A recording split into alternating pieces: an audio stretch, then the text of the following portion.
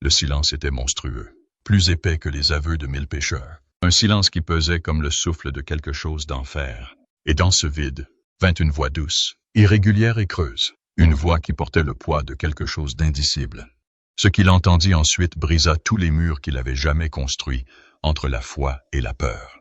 Un aveu pas comme les autres, une révélation si ignoble, si profondément troublante, que le sang s'écoula de son visage et que son corps se raidit sous le choc. Pas de chagrin, mais c'est effrayant, une terreur pure, suffocante et paralysante.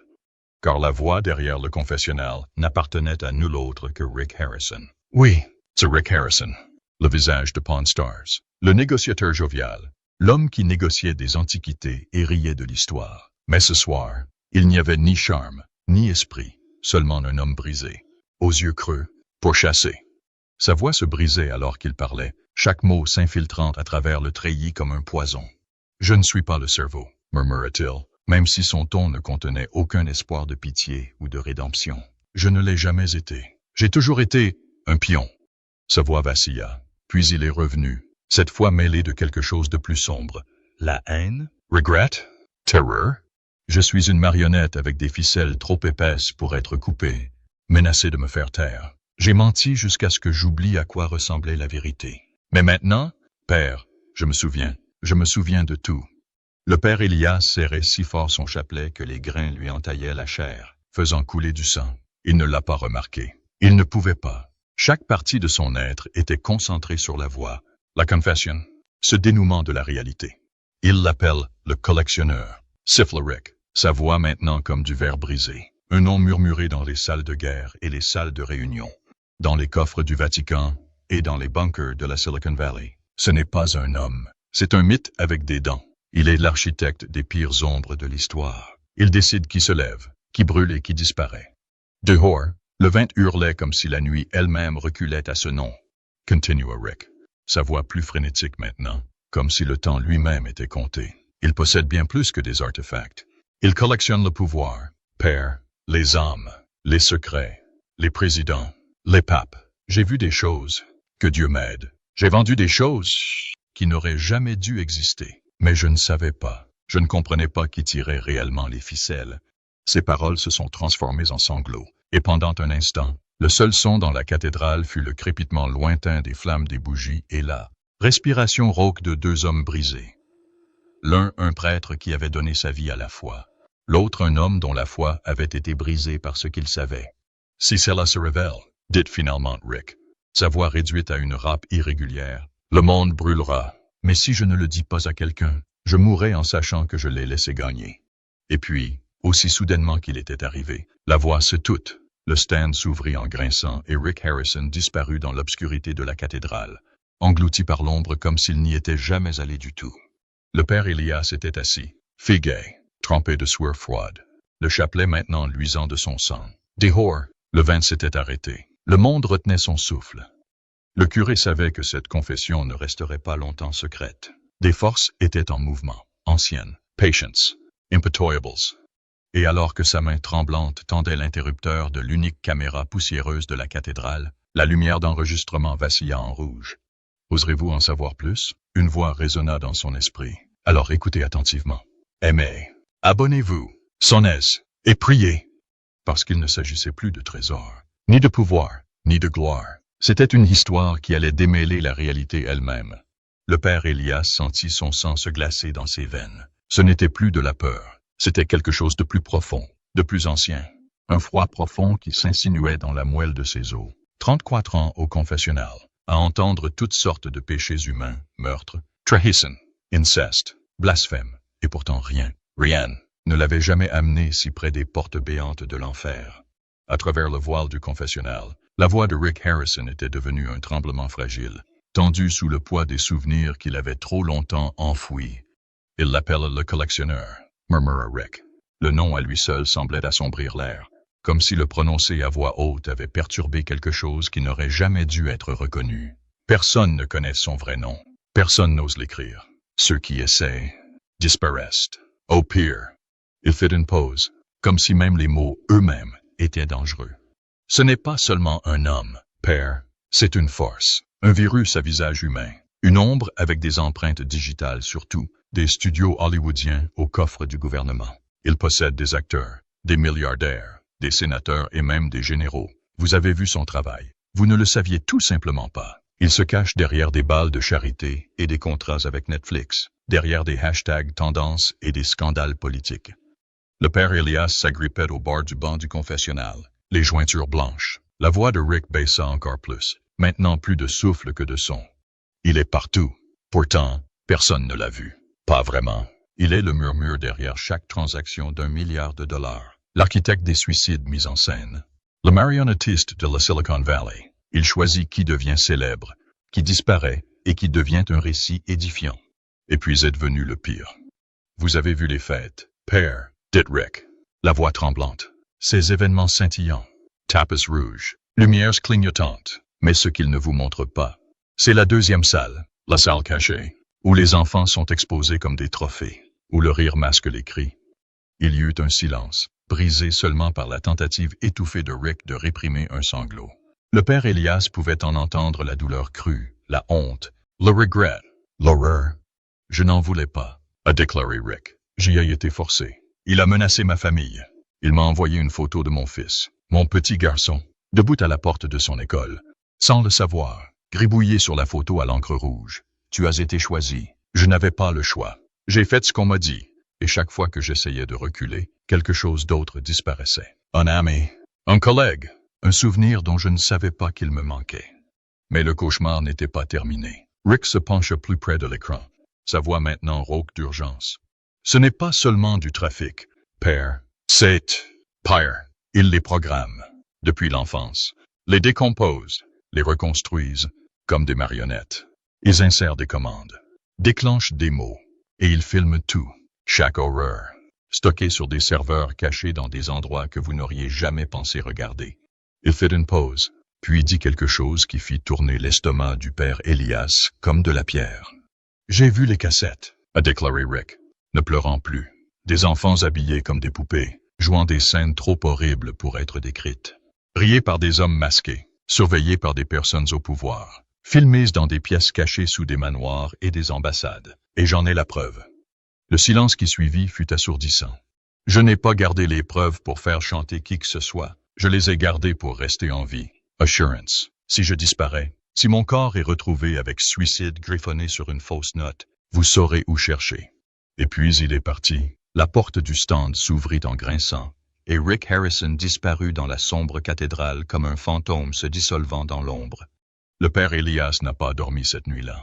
Pas même un instant. Les paroles de Rick s'accrochaient à lui comme une malédiction.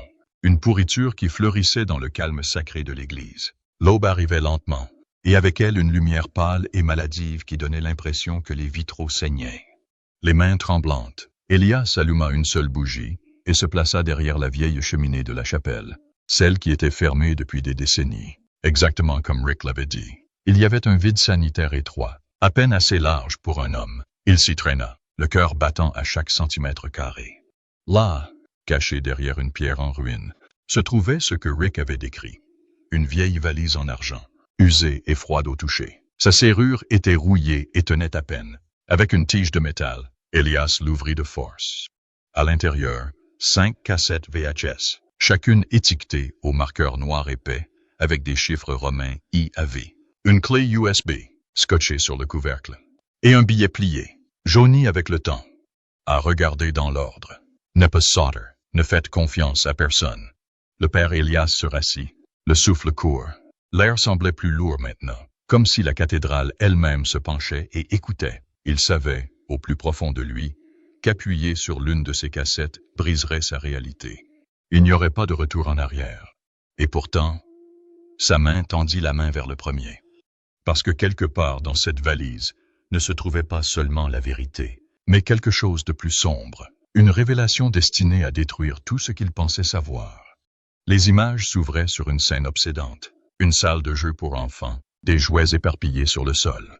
Une fillette de 8 ans à peine était assise, immobile, dos à la caméra, les yeux fixés sur la porte. Un homme ganté entra. Ne dit rien, se contenta de l'observer et de prendre des notes sur un presse-papier. 10 minutes se sont écoulées dans un silence étouffant, puis l'écran est devenu noir. Pire encore, Un adolescent a été conduit dans ce qui ressemblait au cabinet d'un thérapeute. Un personnage masqué commença à poser des questions inquiétantes. Quel est ton plus grand secret? Est-ce que quelqu'un vous a déjà touché? Oserez-vous le dire? Le garçon a pleuré. Le personnage ne dit rien, se contentant de le regarder, complètement dénué d'empathie. Un jet privé a atterri dans un hangar faiblement éclairé. Un SUV noir s'est arrêté. Alors que le père Elias plissait les yeux vers l'écran, il le vit, une petite main poussant l'intérieur d'une valise. Plus horrible encore. L'homme qui se tenait à côté du SUV, faisant signe de la main, comme pour donner un ordre, était Rick Harrison.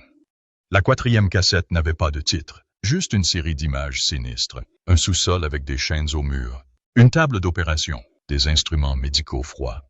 En arrière-plan, une berceuse jouée, faussement, mécaniquement, comme une machine essayant d'imiter le confort. C'était le plus accablant de tous, un somptueux bal masqué dans un manoir. Des invités masqués, dansant sous des lustres en cristal. La caméra a zoomé sur un homme sans masque, un acteur oscarisé, riant, buvant à son aise. Le père Elias l'a reconnu instantanément. L'un des visages les plus aimés de l'Amérique. Mais cela ne s'est pas arrêté là. Lors d'un raid du FBI sur le prêteur sur gage d'or et d'argent, les agents ont découvert un sous-sol caché protégé par des serrures biométriques. À l'intérieur se trouvait une forteresse technologique, des dizaines de serveurs, des disques durs cryptés et des centaines de cassettes DV marquées d'étranges symboles. Certaines images montraient des enfants forcés de participer à des scènes grotesques, enregistrées par des caméras cachées. Les agents ont également trouvé 15 faux passeports, tous portant des noms d'enfants, aucune des photos ne correspondant. Les documents d'expédition ont révélé une mystérieuse cargaison se déplaçant du Nevada vers la Californie, la Floride, voire à l'étranger. Le plus effrayant de tous, dans la résidence privée de Rick, ils ont trouvé un tunnel menant à une pièce souterraine remplie de vêtements pour enfants, des flux de surveillance en direct provenant de chambres d'hôtel et de lieux secrets, et une seule chaise boulonnée au sol avec de lourdes chaînes de fer. Ces révélations n'étaient pas seulement choquantes, elles ont suscité la question qui a hanté tous ceux qui les ont entendues. Qui était vraiment derrière tout cela? Rick a insisté sur le fait que le collectionneur était le véritable cerveau, un personnage si puissant que même le FBI tremblait à la mention de son nom. Des documents divulgués ont révélé des transactions de plusieurs millions de dollars transitant par des sociétés écrans, toutes remontant à des noms de premier plan. Acteurs, pop stars, politiciens et milliardaires de la technologie. Un document contenait une liste intitulée « Amis de la maison ». Une liste de clients VIP avec des notes énigmatiques comme « Préfère les scripts aux yeux bandés » ou une livraison spéciale uniquement. Certains noms correspondaient à des personnes qui avaient visité le prêteur sur gage au fil des ans, mais ne sont jamais apparus devant la caméra. Les aveux de Rick, ainsi que les preuves troublantes, n'ont pas seulement révélé l'existence d'un réseau criminel. Cela posait une question effrayante qui a fait écho dans toute l'Amérique. Si Rick n'était pas le responsable, alors qui est le collectionneur? Et pourquoi, malgré une montagne de preuves, personne n'ose-t-il le toucher? Le père Elias, désormais porteur de ce secret mortel, se trouvait à la croisée des chemins entre son vœu sacré et la justice pour des milliers de victimes innocentes. Mais avec d'étranges voitures qui encerclaient l'église, des menaces banalisées glissées sous la porte et des appels téléphoniques qui sonnaient en pleine nuit. Il était sûr d'une chose, le temps était compté. Les aveux de Rick n'étaient pas seulement un avertissement, c'était une malédiction. Et l'ombre du collectionneur planait toujours sur tout. L'ombre du collectionneur était comme une malédiction invisible qui se resserrait autour de la gorge du père Elias Cordova. Seul dans la petite pièce derrière l'autel, il serrait si fort son chapelet que des marques rouges profondes se pressaient dans ses paumes. Le sceau sacré de la confession, alliance divine entre le prêtre, le pénitent et Dieu, était devenu une prison pour son âme. Rick Harrison ne s'était pas contenté de lui faire des aveux. Il lui avait tendu une bombe à retardement qui pourrait sauver des milliers de vies innocentes. Ou le détruire. Si je parle, murmura-t-il d'une voix tremblante, je trahis Dieu. Mais si je garde le silence, je laisse le diable gagner. Chaque nuit, les visages des enfants des cassettes hantaient ses rêves, leurs yeux vides le fixant, le suppliant silencieusement d'agir. Mais que signifiait agir? Rompre son vœu? Risquer l'excommunication? Au pire, devenir la cible d'un collectionneur, que même les agents fédéraux craignaient de nommer. La peur du père Elias n'était plus seulement dans sa tête. Des voitures noires banalisées ont commencé à apparaître devant l'église, leurs moteurs tournant au ralenti dans l'obscurité comme un grognement d'avertissement. Des lettres anonymes écrites à l'encre rouge ont été glissés sous la porte avec des messages du type « Restez silencieux ou le sang coulera ». Une nuit, le téléphone a sonné à 3 heures du matin. Murmura une voix déformée malgré une respiration lourde. « Vous en avez trop vu, père. Ne laissez pas votre gentillesse vous tuer. » Il a commencé à tout enregistrer dans un journal secret caché sous le parquet de l'église, une sorte de dernier testament. Mais à chaque mot qu'il écrivait, il sentait son âme se briser. Il ne combattait pas seulement le collectionneur, il combattait sa propre foi. « Dieu voudrait-il vraiment que je reste silencieux face à un tel mal ?» demande-t-il à l'obscurité, sa voix étant à peine un murmure. À l'extérieur de l'église, l'Amérique mijotait comme un volcan au bord de l'éruption. L'arrestation de Rick Harrison n'était pas qu'un scandale. Ce fut un tremblement de terre qui a brisé la confiance du public dans les idoles qu'il adorait autrefois. Les rues de Las Vegas étaient inondées de manifestants. Certains tenaient des pancartes. Rick a été piégé, tandis que d'autres, les yeux rouges de larmes, ont crié justice au nom des victimes anonymes. Sur les réseaux sociaux, le collecteur de hashtags dévoilés s'est propagé comme une traînée de poudre. Des millions de messages ont disséqué image par image chaque vidéo divulguée. Reddit et X, anciennement Twitter, sont devenus des champs de bataille de théories du complot, liant l'affaire à des disparitions non résolues et accusant les élites hollywoodiennes d'orchestrer des fêtes tordues. Une vidéo YouTube, avant d'être retirée, a accumulé 10 millions de vues en seulement 24 heures, révélant la liste des amis de la maison, avec des noms qui ont stupéfié le public. Une pop star lauréate d'un Grammy, un puissant sénateur et un milliardaire de la technologie. L'indignation s'est accrue, mais la peur aussi. Des journalistes indépendants ont vu leur compte piraté. Certains ont reçu des lettres de menaces accompagnées de photos de leur famille. Un journaliste d'investigation a disparu peu de temps après avoir publié des documents liant le collectionneur à une organisation caritative mondiale. Les médias grand public ont eu du mal à suivre. Les articles ont été nettoyés en quelques heures. Les rédacteurs ont reçu des emails anonymes, les avertissant de ne pas creuser plus profondément, à moins que vous ne vouliez enterrer votre carrière. Mais le public a refusé de garder le silence. Des manifestations ont éclaté dans des villes allant de Los Angeles à New York, avec des milliers de personnes exigeant que le FBI révèle l'identité du collectionneur. Dans le chaos, le père Elias s'est retrouvé au centre d'une attention indésirable. Des rumeurs circulaient selon lesquelles il détenait la clé du démantèlement de l'ensemble du réseau criminel. Un groupe radical est même entré par effraction dans l'église, exigeant qu'il remette les cassettes. Il se cacha dans la chambre secrète, le cœur battant, priant pour son salut. Mais au fond, il le savait. La vérité qu'il portait ne menaçait pas seulement le collectionneur, elle menaçait les fondements mêmes de la société américaine. Oserait-il rompre son vœu sacré au nom de la justice, ou laisser les ténèbres tout consumer? La tempête d'indignation du public ne s'est pas calmée. Et le père Elias, bien que caché dans l'ombre de l'église, pouvait sentir la pression monter à chaque murmure concernant le collectionneur. Mais désormais, l'œil du cyclone s'était tourné vers le palais de justice de Las Vegas. Là, Rick Harrison, autrefois une icône bien-aimée de la télévision, est entré avec les joues enfoncées et les yeux creux, comme un homme qui avait vu le bord de l'enfer. Ce procès n'était pas seulement une procédure judiciaire, c'était un champ de bataille, un affrontement entre vérité et tromperie, où d'horribles secrets ont été déformés par la main invisible du pouvoir. Le pays tout entier regardait, haletante. Mais personne n'était préparé à ce qui allait se passer dans cette salle d'audience. Alors que Rick était autorisé à entrer, le bruit des caméras se répercutait dans le couloir comme un orage. Dehors, la foule rugissait. Certains ont lancé des bouteilles d'eau contre les portes du palais de justice en criant « Justice pour les enfants ». D'autres tenaient des pancartes indiquant « Rick est innocent ». Dans la salle d'audience, l'air était si tendu que chaque respiration ressemblait à un cri attendant de s'échapper. La procureure Melanie Carson se leva, la voix froide et inflexible. Elle a présenté une chaîne de preuves irréfutables, des images divulguées du sous-sol secret du Gold and Silver Pawn Shop, des courriels cryptés ordonnant le traitement propre des expéditions suspectes, et un enregistrement de Rick lui-même émettant une commande effrayante sur un téléphone graveur. Ne laissez pas celle-ci parler. Désignant directement Rick, Carson a déclaré « Ce n'est pas une victime. C'est un homme qui a choisi de se ranger du côté des ténèbres, non pas une fois, mais des centaines de fois. » Des halètements se répercutèrent dans la salle d'audience. Certains spectateurs ont fondu en larmes tandis que les images d'enfants tirées des cassettes défilaient sur l'écran. L'avocat de Rick, Victor Helms, a riposté avec un calme terrifiant. Il a peint le portrait d'un Rick Harrison manipulé, Un homme piégé dans la toile du collectionneur. Mon client, a souligné Helms, était une marionnette menacée par des personnes si puissantes qu'elle pouvait effacer toute sa famille avec un seul appel téléphonique. Il a présenté des documents montrant que Rick avait tenté de contacter le FBI 3 ans auparavant, mais avait été ignoré en raison du manque de preuves concrètes. Puis vint la bombe.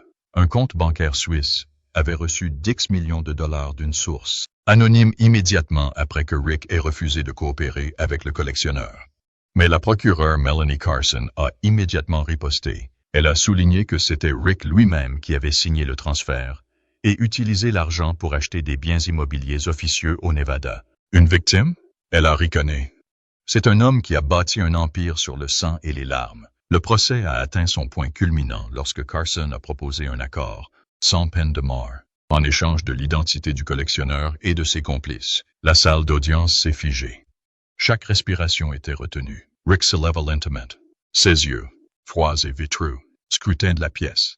Sa voix tremblait, mais ses mots coupaient comme de l'acier. Je ne parlerai pas, non pas parce que je ne sais pas, mais parce que j'en sais trop. Si je parle, ma famille meurt. La vérité sera déformée, et vous ne pourrez jamais l'atteindre. Ce n'est pas un homme, c'est un système, et ce système écrasera tout sur son passage. Sa déclaration a fait l'effet d'une bombe, déclenchant le chaos.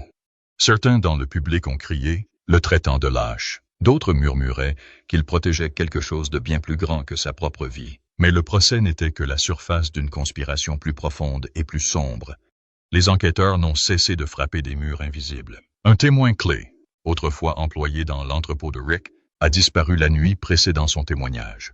Son corps a ensuite été retrouvé dans le désert, montrant des traces de torture.